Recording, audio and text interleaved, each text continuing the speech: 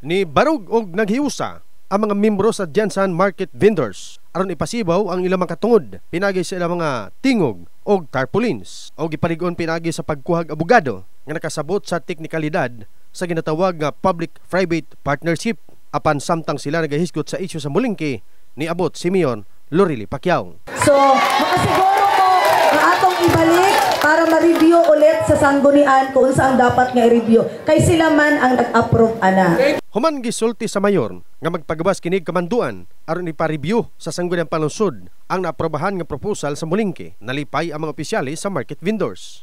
Nadungog man nato kaniya sa gisulti ni mayor nga maghatag siya iyo nga ang kabahin is ipabalik niya sa konseho ang maong unsolicited proposal nga gi-aprobahan sa council.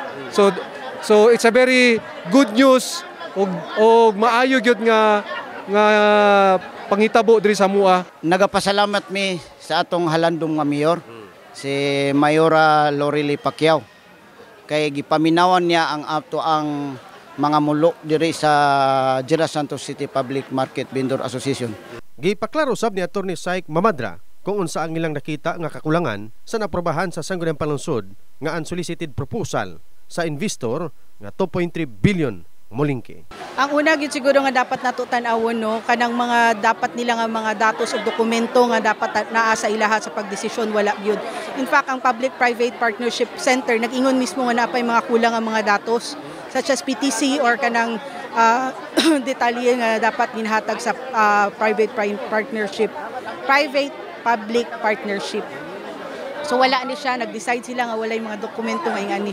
Sama sa feasibility studies, sama sa katong inaingon ako nga PTC, sama sa value market assessment, mga ingani ang klase nga mga dokumento.